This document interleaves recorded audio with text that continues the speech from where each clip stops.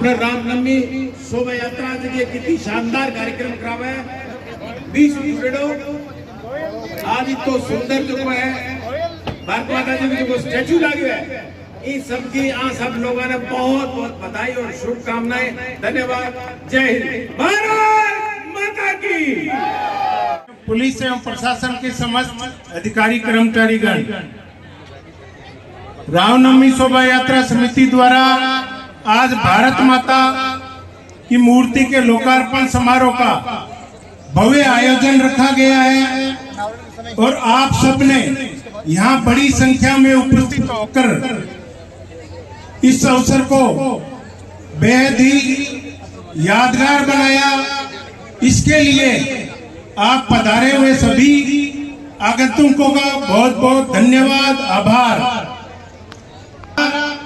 उद्देश्य जिस सनातन विचारधारा से हम हैं, तो हमारा सबका उद्देश्य जो है आपसी भाईचारा, प्रेम, स्नेह का जो है वो हमारा आपस का बना रहे और हम हर वर्ष जो रामनवमी शोभा यात्रा समिति के जरिए ये भव्य यात्रा का आयोजन करते रहते हैं, वो करते रहें और शहर के लिए, क्षेत्र के लिए हम अपनी तरफ से बेहतर कार्य करके बेहतर योगदान इस क्षेत्र में देते रहें। इन्हीं शब्दों के साथ आपने यहाँ बुलाया, मान सम्मान दिया, इसके लिए आप सबका बहुत बहुत धन्यवाद, आभार। जय हिंद। धन्यवाद। भारत माता की, भारत माता की।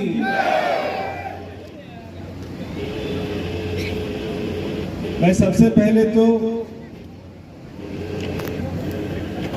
अपने आप को सौभाग्यशाली मानता हूं कि यहाँ पर भारत माता की मूर्ति लगाने का फैसला आपने कई महीनों पहले लिया होगा। बहुत सारे उसके लिए प्रयत्न किए होंगे। कहां से पत्थर आएगा, कैसा धन जुटेगा, उसके लिए योजना बनी होगी और सारे भाइयों ने मेहनत करके आज इस चौक के ऊपर में भारत माता की बहुत ही सुंदर प्रतिमा जब ये पूरी हो जाएगी, मेरा भी उसी समय सूरतगढ़ में आना होगा और ये मेरा सौभाग्य होगा कि मैं उस क्षण का साक्षी बनूं कि जब यहाँ पे उद्घाटन कार्यक्रम हो। इसलिए मैंने कहा कि मैं बहुत ही सौभाग्यशाली हूं।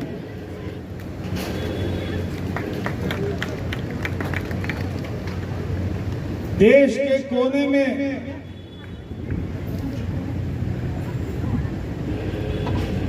आज मैंने देखा कि जब छोटी छोटी स्कूल की बच्चियां देशभक्ति का इतना सुंदर कार्यक्रम का आयोजन कर रही थी, मैं सोच रहा था कि देश के कोने सूरतगढ़ में जो पाकिस्तान के बॉर्डर के ऊपर में है, हमारे बॉर्डर सुरक्षित रहते हैं तो कैसे रहते हैं? वो सुरक्षा के पीछे हमारे जवानों का हाथ है और उनके साथ में ऐसे ऐसे गांव से, ढाणियों से आई हुई बच्ची के अंदर में बचपन से ही देशभक्ति की भावना को पैदा करने वाला सूरतगढ़। देश हमारा इसलिए सुरक्षित होता है जब हम अपने बच्चों को संस्कार ऐसा देते हैं कि देश सबसे पहले, उसके बाद में हम हैं, उसके बाद में पार्टी। मैं पूरी रामनवमी शोभा यात्रा समिति को बधाई देता हूं, एक एक सदस्य को बधाई देता हूं कि आप हर साल तो शोभा यात्रा निकालते ही हैं, मगर आपने इतना अच्छा कार्यक्रम यहाँ पे किया है। देशभक्ति की भावना को, देशभक्ति के जज्बे को बढ़ाने वाला, बच्चों में संस्कार पैदा करने वाला, मैं उसके लिए भाई विनोद शर्मा जी को, प्रेम राठौड़ जी को भाई अशोक आसेरी जी को राजा डोले आपको खूब शक्ति दे और आप ऐसे ही समाज में अच्छे कार्यक्रम करते रहे।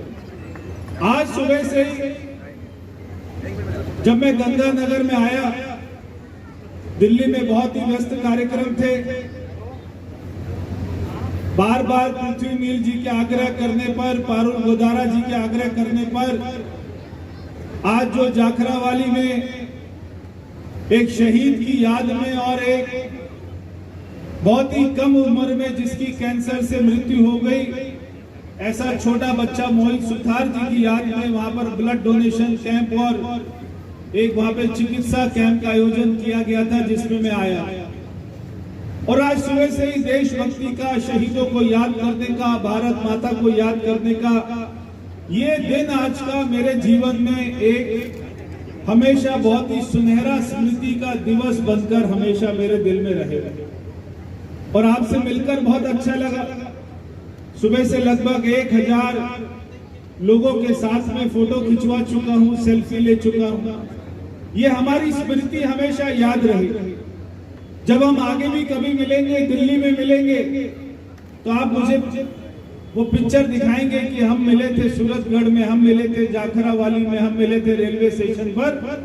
तो मुझे वो पिक्चर देख के आपका चेहरा याद आएगा, आपकी स्मृति याद आएगी। और कभी भी दिल्ली में आओगे और कोई भी काम होगा तो कृपया मेरे घर पर, मेरे दफ्तर में आकर 24 घंटे दरवाजे खुले हैं। कोई भी काम होगा तो आप हमें बताएं।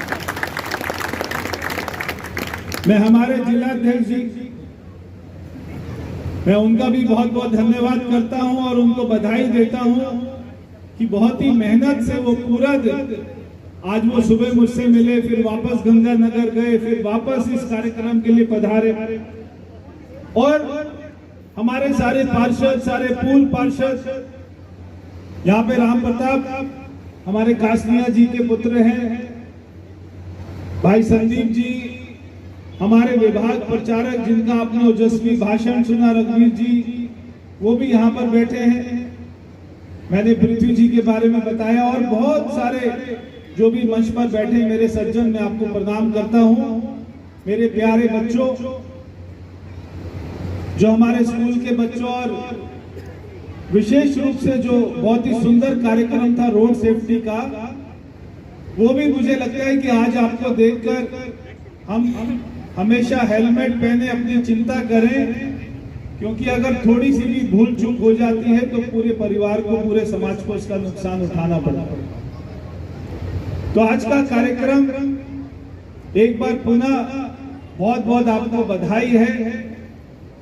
ये राजस्थान की धरती, ये गंगानगर की धरती, ये बाड़मेर, ये सारे ऐसे इलाके हैं कि जब भी देश और कोई सरकार को कोई भी बड़े से बड़े बम का हमको उसका एक यहाँ पे टेस्ट करना पड़ता है, तो हमेशा राजस्थान की धरती है जो उसको अपने अंदर में संभाल लेती है। केवल आपकी धरती है जो वीरों की धरती है, आपकी धरती है जहां पर हमारी सेना के बड़े बड़े स्थान यहाँ पर बने हुए हैं, और आपकी धरती है और आपके वीर हैं जिसकी वजह से पूरा देश आज अपने आप को सुरक्षित महसूस करता है। बहुत सारे सिख समाज के लोग भी यहाँ पर रहते हैं क्योंकि पंजाब से सटा हुआ है, और जहां पर भी खेती करने का कोई भी मौका मिलता है सिख वहां पर पहुंच जाता है। आज पंजाब में हमको मालूम है 5-7 जिलों में कितनी बड़ी आफत है, बाढ़ से कितना बड़ा नुकसान हुआ है, मगर जैसे ये पता लगा, हमने दिल्ली सरकार की तरफ से हमारी मुख्यमंत्री, हमारे मंत्रियों ने तुरंत ही 51 ट्रक सामान का वहां पर पंजाब में भेजा। और पंजाब ऐसा हमारा प्रदेश है जिसको मैं समझता हूं कि उनको कोई मदद की जरूरत नहीं पड़ती। ये हमने केवल फर्ज होने के नाते कि हमारा पड़ोसी प्रदेश है इसलिए भेजा, वरना पंजाब के लोग तो पूरे देश को खाना खिलाते हैं, भोजन खिलाते हैं।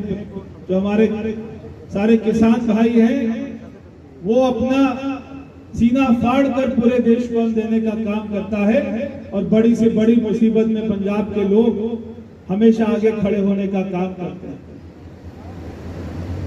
तो जहां पर भी प्रदेश में, किसी भी प्रदेश में कोई भी आपदा आती है, वहां पर दूसरा पड़ोसी प्रदेश उसकी मदद के लिए खड़ा रहता है। यही हमारे देश को मजबूत बनाता है, यही संस्कृति, यही भाव हमारे देश को मजबूत बनाता है। आज यहाँ पर भारत माता के चित्र को रोज यहाँ से आने वाले, गुजरने वाले हजारों लोग यहाँ से देखा करेंगे और उनसे प्रेरणा लिया करेंगे कि सबसे पहले देश है, उसके बाद में हम हैं। सबसे पहले देश के बारे में सोचना। मेरे पिताजी, चाहे हमारे सुभाष चंद्र बोस जी हो, चाहे शहीद भगत सिंह जी हो, सारे जितने भी देशभक्त थे, मेरे पिताजी हमेशा उनका गुणगान किया करते थे। और दिल्ली में अनेक स्थानों पर उन्होंने ऐसे ऐसे स्टैचू लगाए, बड़े बड़े जगहों के नाम, जो हमारे देश के शहीदों के नाम को रखवाने का मेरे पिताजी ने काम किया था। और वो हमेशा गुनगुनाते रहते थे कि अपना अगले वलवले हैं ना अरमानों की भीड़, एक मिट जाने की हसरत अब दिले बिस्मिल में। रानी झांसी लक्ष्मीबाई दूध पीते बच्चे को अपनी पीठ पर बांध के अंग्रेजों से नंगी तलवार लेकर लड़ने चली गई। ऐसे ऐसे 20 साल, 19 साल, 21 साल के देशभक्त जब उन्होंने फांसी का फंदा चूमा था, उसके बाद ही आज हम ये आजादी की हवा में सांस ले पाए।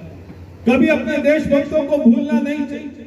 वो सुभाष चंद्र बोस जो अकेले एक व्यक्ति ने पूरे देश में आजाद हिंद फौज खड़ी कर दी थी, जो अकेले एक व्यक्ति ने मुगलों से और हमारे अंग्रेजों से सामना लिया था,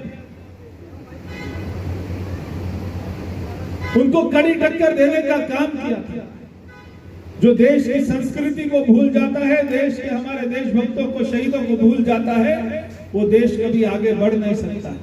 इसलिए मैं पुनः आप सभी को बहुत बहुत बधाई देता हूँ इस कार्यक्रम के लिए।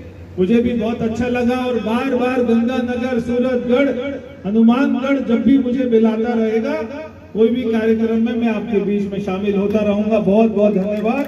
भारत माता की। भाई साहब को एक सम्मान